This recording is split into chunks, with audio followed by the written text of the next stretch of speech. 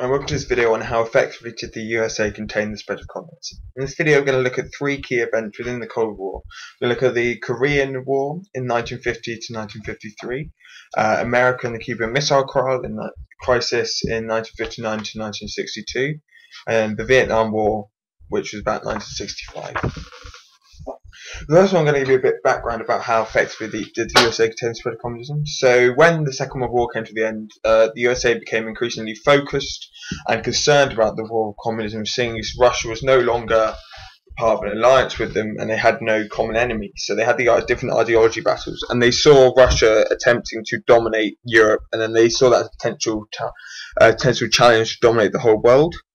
And so this posed a massive issue for the American ideologies, economic profiles, and political campaigns, etc. It was very much against the capitalistic culture that America had.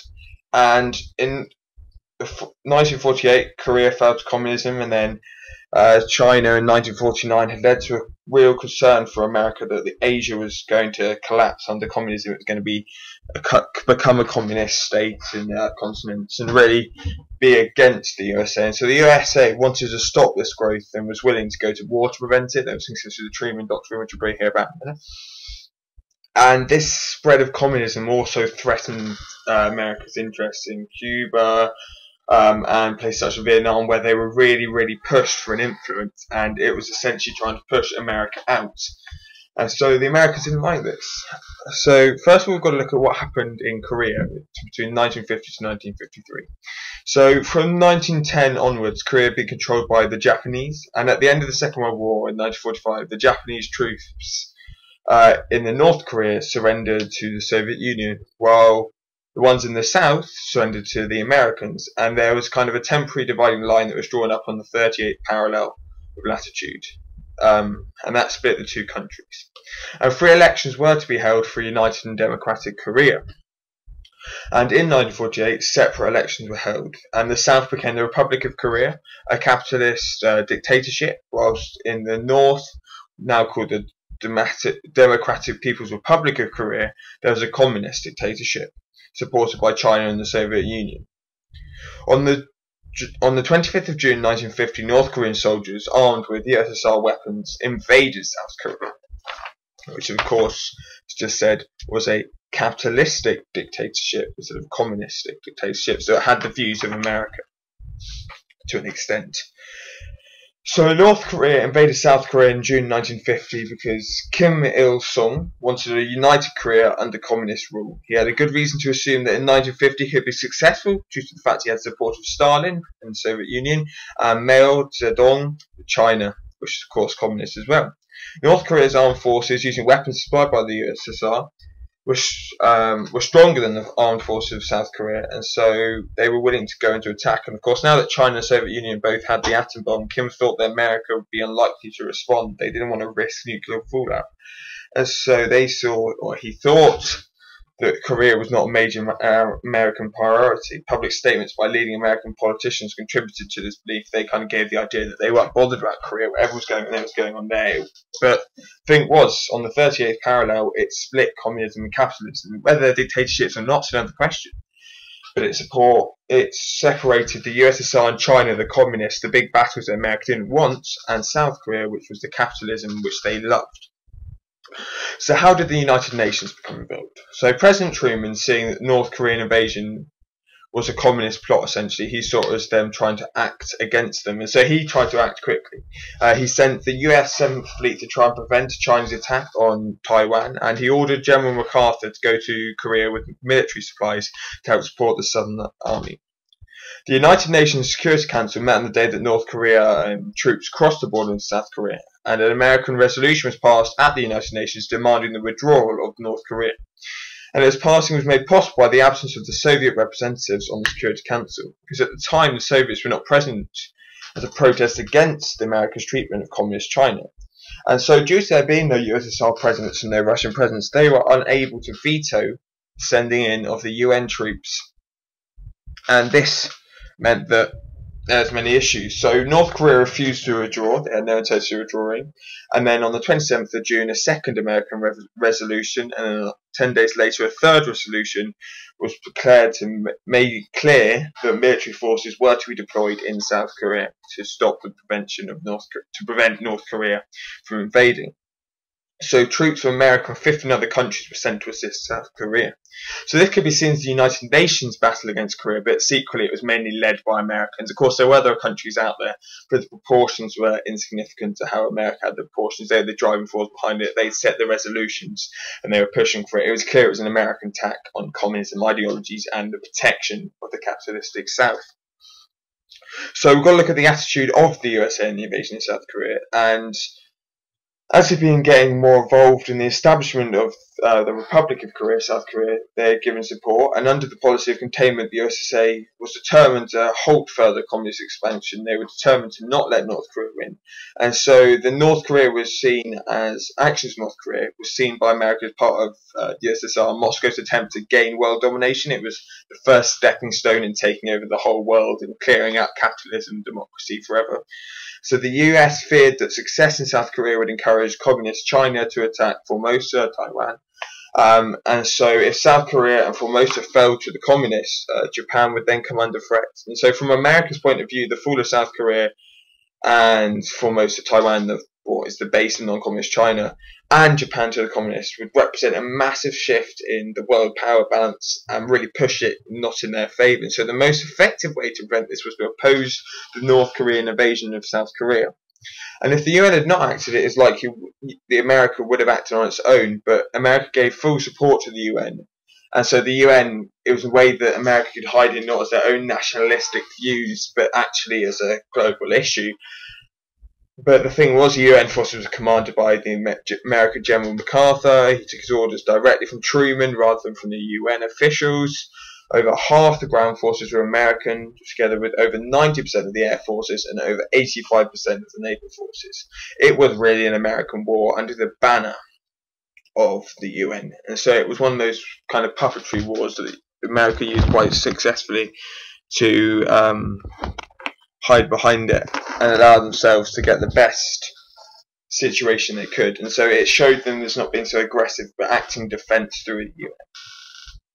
So throughout the war, it was quite a different war. So by September 1950, only a small corner of Korea was not controlled by the communists, but following UN troops landing at Incheon, the communists were pushed back into North Korea, and Truman decided to pursue the communists, and so the UN troops invaded North Korea. Now this was quite a bad decision, as the Chinese leader Amaya Instant was angered by this action, sending in a large Chinese army to attack MacArthur's army, and in 1951 the UN army was forced to retreat back into the south, followed by the communists.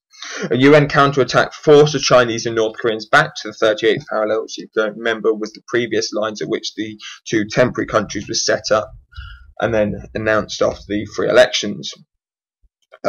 President Truman didn't want to lengthy or costly war in Asia, but MacArthur obviously wanted to carry on to China, and he even suggested that the atomic bomb should be used.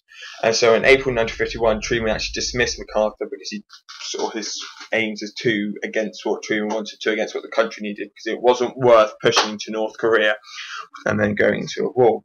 So in 1953, a ceasefire was agreed, which left Korea as two separate countries, and Truman settled for the fact that communism was being contained in North Korea, and this ceasefire still technically exists today in many forms.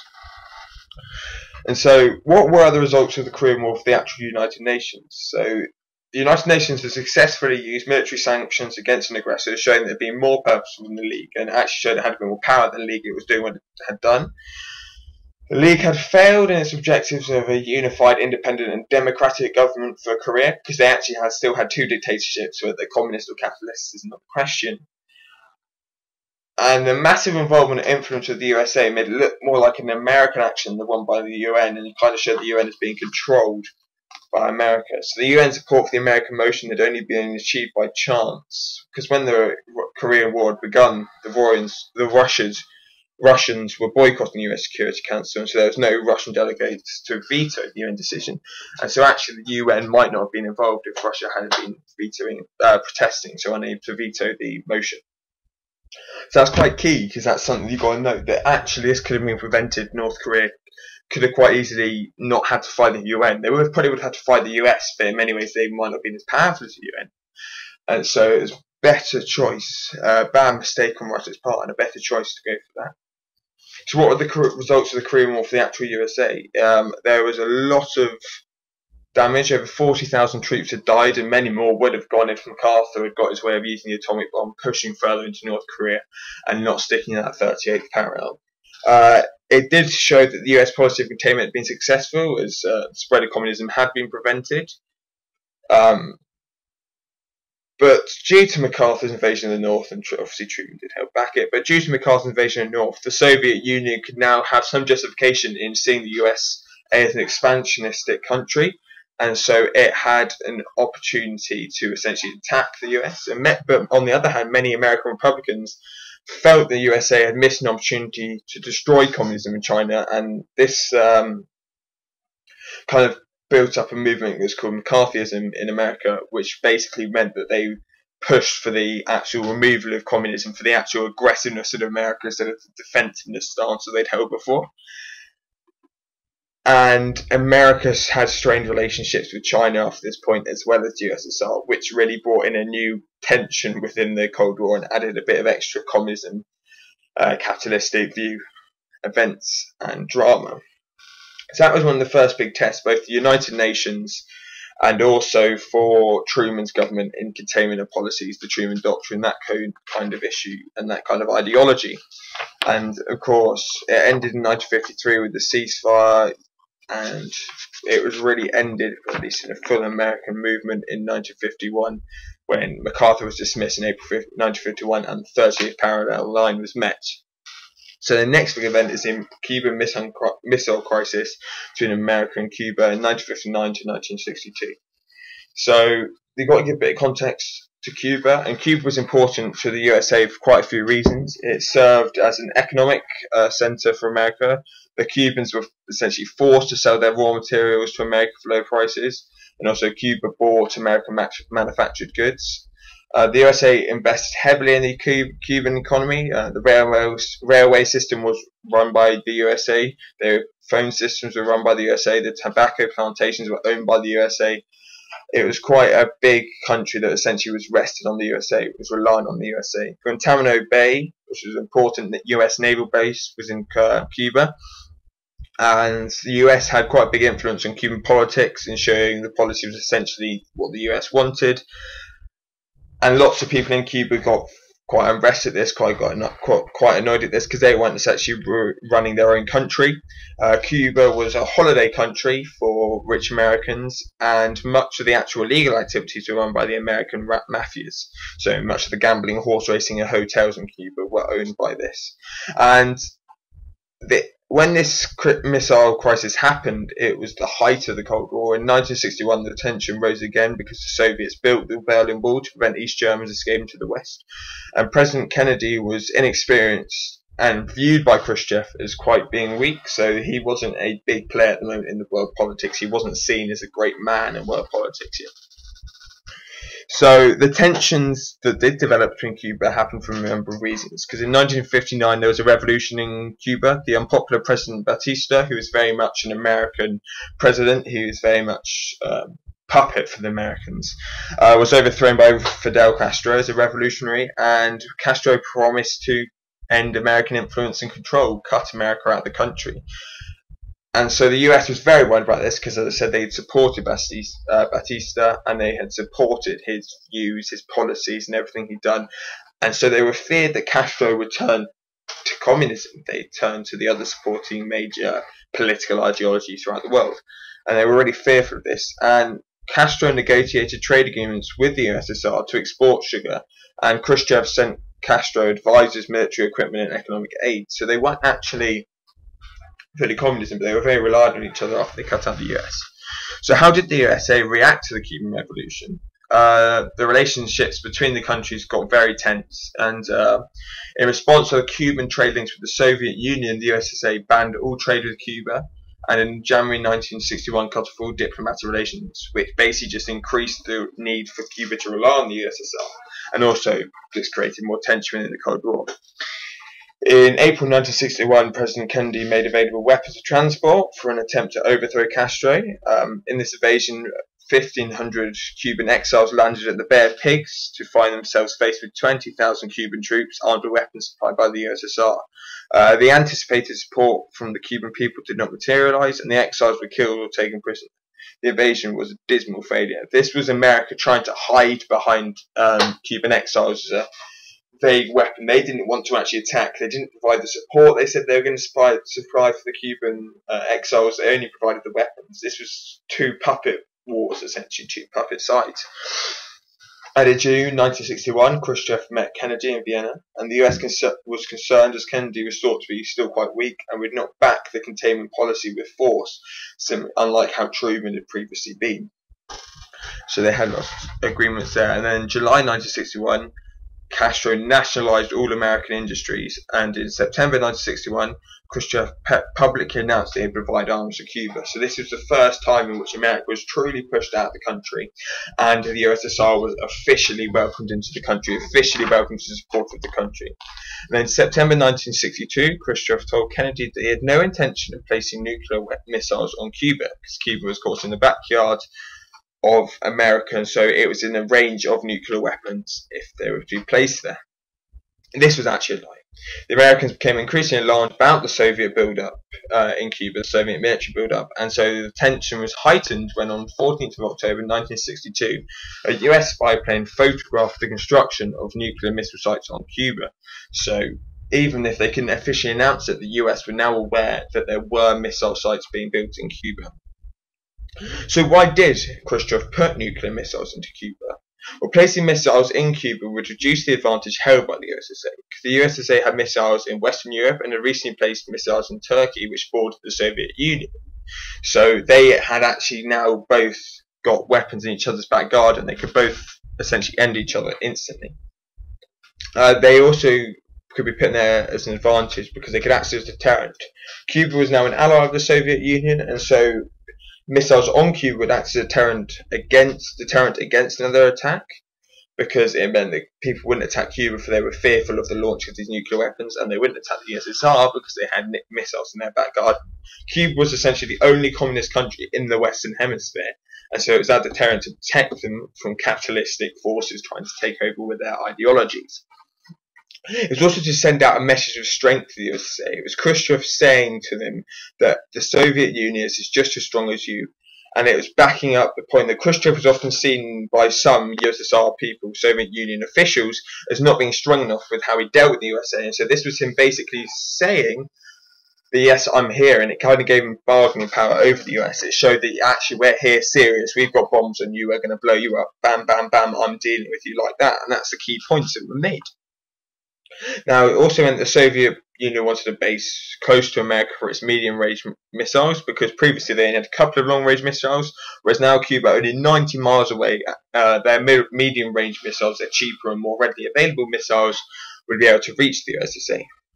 And this would also close the gap, because Khrushchev wanted to increase the number of Soviet warheads. Medium-range weapons were cheap to produce and could threaten America from Cuba. So it was them trying to reach the technological advancements that had previously seen America have, so they had the massive advantage of it. And so it was Khrushchev's way of showing that they had a lot more power, even if they didn't actually have all the missiles they did. If they had more medium range missiles that could reach from Cuba, it showed that they did have a bigger arm. So we talked about how on the 14th of October 1962, a U-2 US spy plane recorded the construction of a nuclear missile sites, and there wasn't much Kennedy could do, but he had quite a few. He probably had about 6 options. He had diplomatic measures he could use, so he could use negotiation rather than aggression to help find a solution, and this could be done safely with the United Nations. However, this might show the US as being seen as weak, as it was kind of backing down from its political situation. He could ever take the other way and threaten Castro, warning Castro what will happen if the missiles are not removed. But this was likely to be ignored, with the US looking quite weak and ineffectual, because at the end of the day, Cuba, they've got the missiles there, and they've got USSR backing. So actually, the US can't do much. And then he could put in a naval blockade, which would prevent missiles reaching Cuba by introducing a blockade enforced by the American Navy, forcing negotiation and forcing them to the negotiation table. And it would give opportunity for both sides to consider their next move. And so he could buy time through that. Then there could be airstrikes, and these would destroy the missiles before they could be used. But to be fully effective, all the bases had to be destroyed at nearly the same time, and this could not necessarily be guaranteed due to the inefficiency of technology. And inevitably there would be loss of life, and almost certainly the USSR would react to this quite violently. Now, he could go for a full ground invasion and would remove the missiles and Castro as well. But this, of course, would almost certainly lead to a Soviet response to attack Cuba, or even a takeover of the current tensions in Berlin, with the wall still being up and just being built and things like that. And then there was the option to do nothing. He did not want another disaster like Bear Pigs.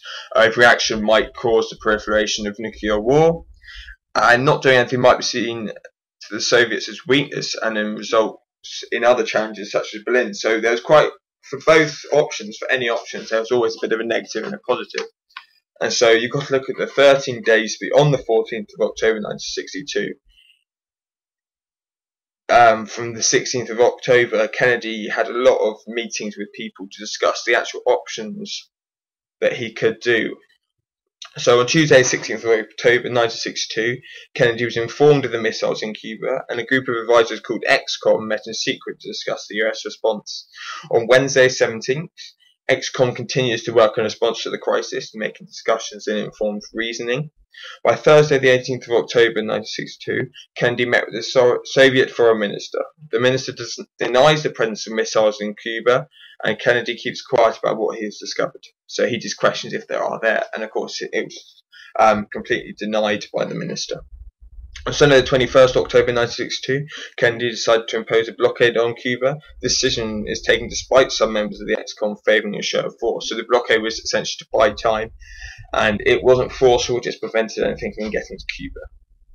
On Monday, the 22nd of October 1962, in a live broadcast on American television, Kennedy informs the American public of the missiles and that he's going to impose the blockade. He asked Khrushchev to withdraw the missiles from Cuba. On Tuesday, 23rd of October 1962, Khrushchev replies stating that there are no nuclear missiles on Cuba. He calls the blockade an act of piracy, and Soviet ships sail towards the American blockade. If the blockade is ignored, America will fire on the ships. War is certain to follow. The world holds its breath. Soviet ships reach the blockade on Wednesday, the 24th of October, and Kennedy stands his ground. One is allowed through, the others turn back. One crisis has been averted. The missiles are still there on Cuba. On Friday the 26th, 1962, Khrushchev admits to the existence of missiles on Cuba. Kennedy receives a letter from Khrushchev saying the Soviet Union will remove the missiles from Cuba if Kennedy agrees to lift the blockade and promises never to invade Cuba. On Saturday the 27th of October, bad news occurs. A second letter from Khrushchev to Kennedy in which he revises his proposal of the first letter with his new conditions for the removal of missiles from Cuba is the withdrawal of US missiles from Turkey. This is another challenge for Kennedy on the same day on Saturday the 26th of October because an American spy plane, the U-2, is shot down over Cuba, killing the pilot. The advice to launch an immediate reprisal attack is ignored by Kennedy. Delaying tactics, Kennedy ignores the second letter but agrees to the demands made by Khrushchev in this first letter. And in secret talks, Robert Kennedy informs the Soviet ambassador the US will not invade Turkey, will not invade Cuba, and the missiles in Turkey will be removed within 6 months. So this was secret behind the door, so it kept the US image up of being a strong stance, but actually met the USSR agreements. And then Sunday, the 28th of October, good news occurred, and Khrushchev agrees to remove the missiles from Cuba. And the world, of course, is quite relieved that there was no nuclear warnings in the proliferate. So why did Kennedy act as he did? Because Kennedy essentially wanted to avoid war while still being under the immense pressure from his own military leaders to take action. He hoped to avoid a USSR retaliation and the outbreak of nuclear war. And he did also not want to have West Berlin invaded and that be a sign of losing stuff. So Kennedy gave himself time to reach a peaceful resolution by having the blockade and ignoring the second letter, and he didn't want to have any resentment between him and Khrushchev and the USSR, And so privately and secretly it was agreed on the removal from Turkey, etc. So it showed both the leaders as having quite good agreements, quite good stance and being strong. And this secret, of course, remained for 25 years until Public Information Act released it. So we've actually got to come at who actually won the Cuban Missile Crisis, because it's generally seen as an American loss, because they had to move their missiles. Cuba remained communist, but actually in many ways it could be seen as a victory. So the outcome for Cuba was that Cuba remained communist. It became the base for communists in South America. Castro remained in power and he kept control of the American industries that he'd nationalized. Castro remained supported and protected by the USSR, although he was disappointed with what happened between Khrushchev and Kennedy in America, and they still remained unable to trade with America and depend on the USSR, so Cuba remained quite poor and isolated in the Western Hemisphere. So the outcome for the USSR and Khrushchev was able to say that he had acted responsibly by agreeing to remove the missiles from Cuba. Cuba was maintained as a communist ally in the Western Hemisphere, and it was kind of an FU to America. The USA had agreed to remove NATO missiles from Turkey, and because this was a secret agreement, unfortunately Khrushchev was unable to take credit, but it did essentially remove the threat for him. Many in the USSR felt humiliated by the fact that Khrushchev had been forced to back down and remove the missiles from Cuba, but actually if you look on a global scale it's probably a better choice. And Khrushchev's reputation was tarnished, and he was replaced as Soviet leader within 2 years, as his critics believed he had not been forceful enough, but looking in hindsight probably was the best option for him, even if it did ruined and tainted his career. Now, the outcome for the USA and Kennedy was quite positive. The possibility of nuclear war had been avoided. Kennedy's prestige and image had been increased. He was seen by the West as a tough negotiator. He had not backed down on his naval blockade, but he also been seen as a sensible one. Some of Kennedy's military advisors were quite critical of his way of containment and that he should have invaded communism. He stood up to these people, and so lots of them didn't like what he's doing, but at the end of the day he still managed to do it. Unfortunately, of course, Cuba remained a communist state close to America, but he kept the restrictions on trade in force between the two. And the US was criticised by some of its allies, including Britain's newspapers, as their attitude and their response was two-faced, as it was happy to have its missiles in Turkey. But yeah, it was prepared to complain about Cuba, but of course, actually, they'd secretly taken the missiles. So he was criticised for being a bit of a hypocrite, and America's criticised for being a bit of a hypocrite, but he still kept that quite prestigious review. And then, of course, Kennedy had agreed to concessions, both not to invade Cuba and to remove missiles from Turkey. But the issue with Turkey was it technically wasn't US missiles, and so lots of NATO members were actually quite unhappy. And this was quite an issue for global tensions within NATO. But at the end of the day, this information was kept for the American public, so Kennedy seemed quite a strong man still, and it was quite public that he had not backed down. He was quite a good negotiator, he'd done these things, and the US came out on a publicity battle was much better. But of course, you've got things such as the Bay of Pigs, which were quite a big embarrassment. So the aftermath of this crisis meant that the relationship between the USSR and the USSR had actually improved. Both sides realised that they had to really push on each other. They couldn't have a brinkmanship, is the phrase, which would be where war is on the brink. They had to avoid that in the future. And so they had to reduce the risks of the nuclear conflict, as this had essentially been the closest they got in the Cold War to actually going to full-on war. And so a hotline telephone link was established between the Kremlin and the White House. So in an instant, any second of the day, they can pick that phone up and talk to each other, so problems could be discussed. And a test ban treaty was signed in 1963. Which essentially banned certain testing of atomic bombs, etc., and increased the communications.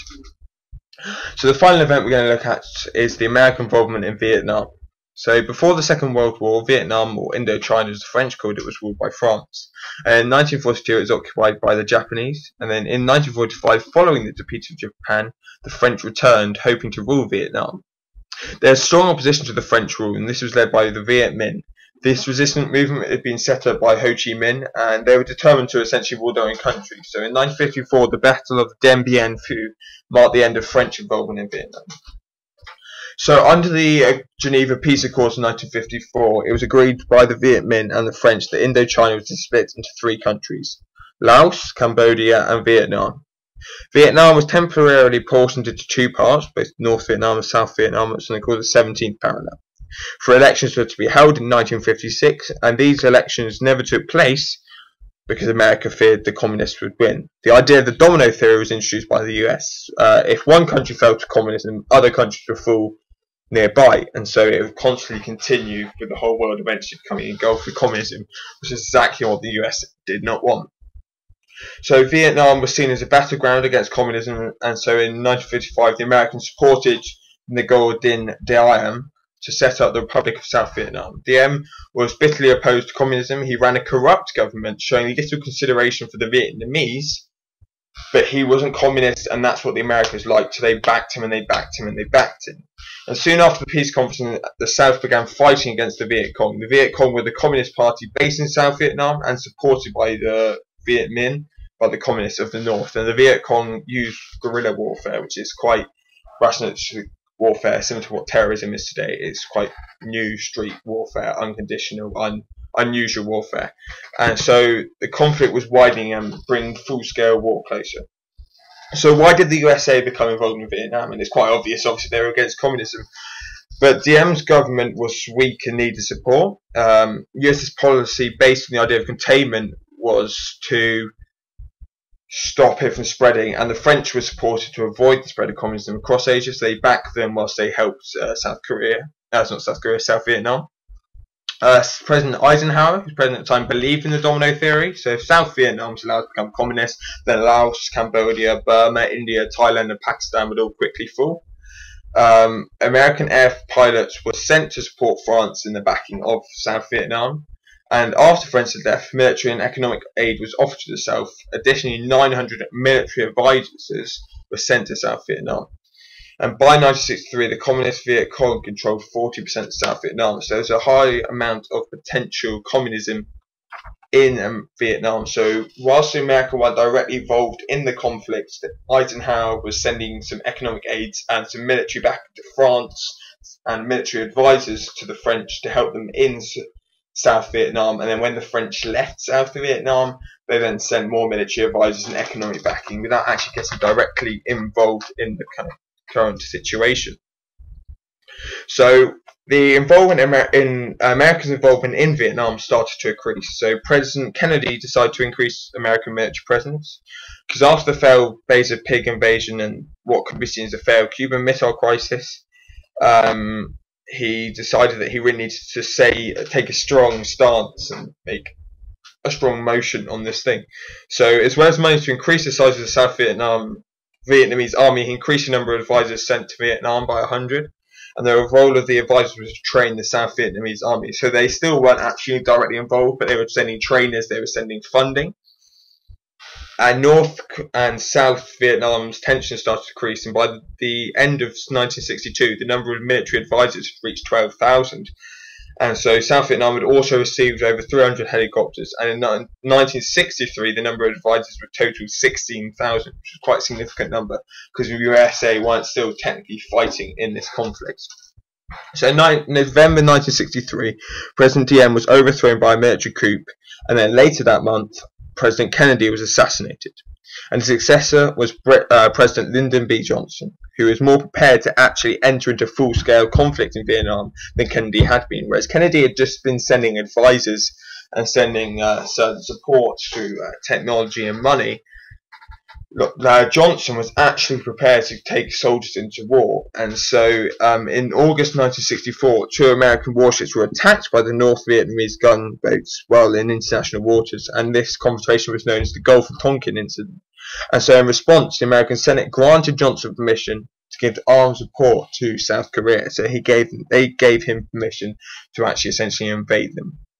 And so there's quite a few main events throughout the Vietnam War. And so in February 1965, Operation Rolling Thunder started, which is bombing of North Vietnam, and it was a big mission. It was to blast away north of Vietnam, and its main targets included the Ho Chi Minh Trail, which is the main way in which items are being smuggled into South Vietnam from North Vietnam. The issue was the Ho Chi Minh Trail wasn't just one trail, it was a network of tunnels and trails, and it also went through Laos and Cambodia, which meant if they were to bomb that area, it'd be very, very, very awkward for international peace and solutions.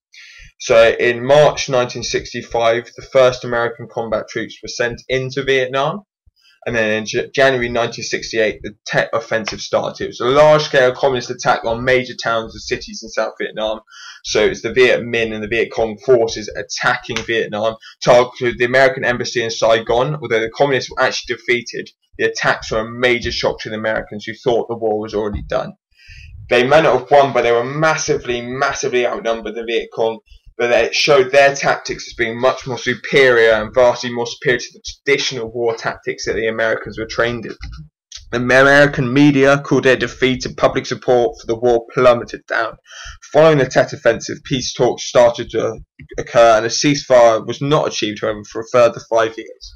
Public support never actually went below 50%, so the majority was always for the Vietnam War. But there was a rising cover of media. This war was very much a media war, so that was quite significant in how it affected soldiers' attitudes to the war they were fighting, and it quite affected how people were thinking about their war. So, in March 1968, a group of American soldiers were searching for the Vietcong, and they landed their helicopter close to a village of My Lai, and they failed to find any, so they rounded up the whole village and massacred them all, including infants. And this was a massive incident that was covered by the media, and it was shown to be shock and horror among the American people. And this really started the anti-war demonstrations. This is a really big example of the media playing a part in this war. So by October 1968, the Operation Rolling Thunder had finished. More bombs had actually been dropped on North Vietnam than been dropped by the US and Germany and Japan during the whole Second War. And after this month, the American policy of Vietnamisation started, and it was introduced by President Nixon. Vietnamisation was the complete wiping out of North Vietnam's people. So in 1970, President Nixon actually attacked Cambodia to prevent the Viet Cong from using it as a base from which to attack the US forces. And then by 1973, a ceasefire agreement was signed. So a key thing between this is the guerrilla tactics of the Viet Cong and the traditional tactics of the American soldiers, or what they were trained in. And so we've got to look at whose strategy was actually more effective. So you had the strategy used by the Viet Cong, which is Ho Chi Minh's strategy based on the guerrilla warfare strategy, which has been used by communists to gain power in China. So it was quite a terroristic view. And this meant that guerrilla fighters did not have a base camp, they did not wear a uniform, making it very hard to actually work out who's the enemy and who's not. They used the element surprise and then quickly disappeared straight after. They used underground tunnels, they used ambushing techniques and set booby traps. They had a lot of infiltration and hiding around, so they were very close to where the Americans were actually fighting, and so they managed to get behind the strength of American firepower, because obviously the Americans were going to kill their own people. And they also used the technique of reaching to their people that they know, because the South Vietnamese people were quite against the southern regime they'd been under, and so it wasn't that favourable for the Americans, and so they hid, often even helped and assisted the Viet Cong in their fights. And so this impact reduced the morale of the American soldiers, whose average age was only 19. They didn't want to be there, they didn't see it as a priority. And it also increased the number of American casualties, because they couldn't do anything to combat these people. They were doing quick burst attacks, and the Americans couldn't react that easily.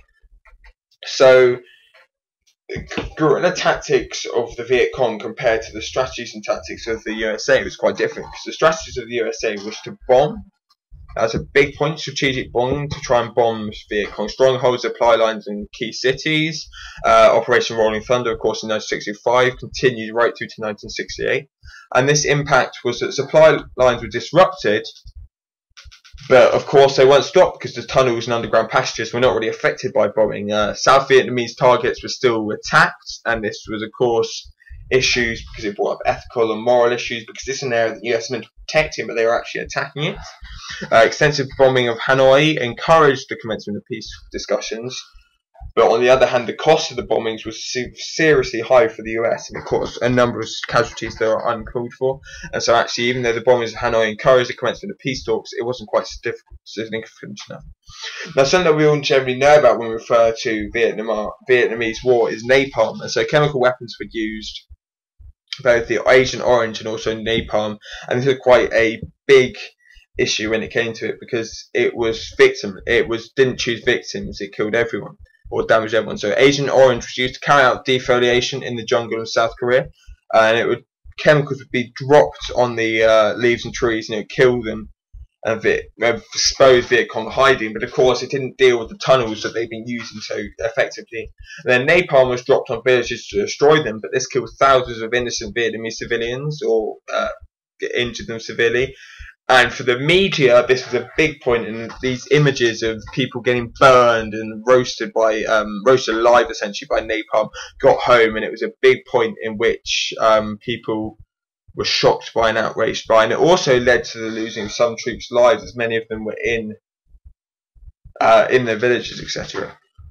Then there was a tactic of search and destroy, which is a response to the guerrilla tactics, which was heavy raids with very quick killing and destruction of villages. And of course, it did kill Viet Cong. It didn't kill that many, because it often resulted in villages being destroyed and a large number of innocent villagers being killed, which caused alienation between the peasants, and that gave them support to the Viet Cong, making it even harder for the US to do it. And also, it left the US often going into booby traps and ambushes.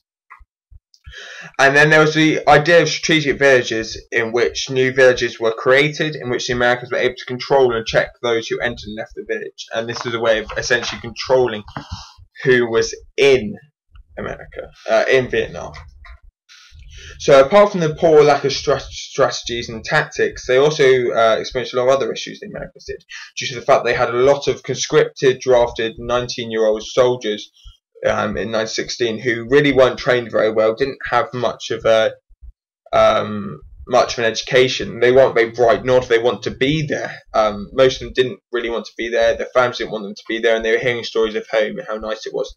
And also the protest. There was low morale because the use of guerrilla warfare affected how they could cope with it, and many of them turned to drugs, prostitution, deserting, and even suicide, because they couldn't deal with what was happening. There was, of course, lots of lack of support in South Vietnam, and so the winning of the hearts and minds became tougher and tougher and tougher and tougher, and such things as the My Lai massacre represented how this was such a failure, and no one really supported American troops. They were constantly hated whilst they were out there. And of course, there was aid from Asian countries to back North Vietnam, because obviously they felt sympathy for the Viet Cong by accessing arms and stuff, and also for other reasons they had support due to them being vaguely communistic views, or just the fact that they saw America as too aggressive. And so America could not actually defend these countries, and so the Ho Chi Minh Trail went straight through Cambodia and Laos, and of course, at the end of the day, America couldn't do much. So now it was coming to the end of the war, and so we've got to see why the USA actually withdrew from Vietnam. So, of course, on the Tet Offensive during New Year holiday in January 1967, communist troops attacked major Vietnamese towns and cities, including the American embassy, and so they were pushing for a revolution, and so the Viet Cong were actually pushed back. But it was seen as a point for the USA, turning point, because it saw that actually the US couldn't really win the war, and it actually increased the number of troops that were being casualties, and so many people saw a really bad impact back home. So it kind of showed the US as actually being able to unwin the war. This was an unwinnable war. Then, of course, the My Lai Instant in March 1968, and it showed the horror of it, and it showed that the war was unwinnable when they were killing innocent people. There's famous quotes about how children never killed today, President Johnson, things like that. It's quite significant because it saw the American public seeing how brutal this war was and how damaging it was to people. I said that this was a war of the press. Both there was the influence of the North Vietnamese using radio channels to publish their own propaganda through the soldiers. There was a large number of reports, negative reports back home in the US that the soldiers had been hearing of from the press and media. And lots of people were starting to think that maybe this war was unwinnable. It wasn't worth it. It was stupid. There was lots of protests, and this public protests and discouragement against it was very much getting to the soldiers. There was burning of draft cards back home and student protests. People were very much angered at it, and in 1960, student war protests were at a very much height. There was burnings of the American flag, and there was massive violent clashes, such as the Kent State University, when the US National Guard actually fired into a group of unarmed protesters, killing 4 students. So there's a large amount of support for this war, and so many people weren't very happy with it. And then there was, of course, the actual costs, both economically and human, because it said that in 1967, Life magazine calculated through various means that it cost $400,000 for each Vietcong fighter killed. And so this meant that basically social reforms weren't getting paid. The Great Reform Program by President Johnson meant that more money was actually being pumped from this war that was unwinnable and killing people. By 1968, 300 US troops were dying each week, and over 50,000 troops eventually lost their lives during this war that was essentially seen as pointless. So the end of the war in Vietnam was left to President Nixon, who was left to find the way out of it, and this was a difficult task, as from 1965 the American government, the arse, had basically argued that the war was just and vital. And so Nixon introduced a policy of Vietnamisation, and this meant that America would train and equip the South Vietnamese so that American troops could withdraw. And so in 1973, February, a ceasefire was agreed. So Vietnamisation was seen as the policy to essentially strengthen South Vietnamese troops so that America didn't actually have to be involved in it. It's kind of taking it back to the levels just before Kennedy had been involved. And so within 2 years of the end of the war, South Vietnam fell to the communists, as did Cambodia and Laos. During 1975, communist troops took South Vietnam, including the capital Saigon. In 1976, North and South Vietnam were united as a single communist country led by Ho Chi Minh. And relations between Vietnam and the USA remained hostile until 1993, when trade was resumed. Now, this basically showed the US had lost the war. Vietnamisation had failed, the actual war had failed, all their strategies had failed. Over 700,000 war veterans had suffered psychological effects from the fighting. Huge areas of land were left ruined by the use of chemicals, and the land was littered with unexploded shells and bombs. And this really showed the US as failing, and their forces failing, everything failing to do with it. And the end of policy of containment was eventually announced by Nixon. They weren't going to try and contain communism anymore. They let it have its natural course because it clearly wasn't worth it.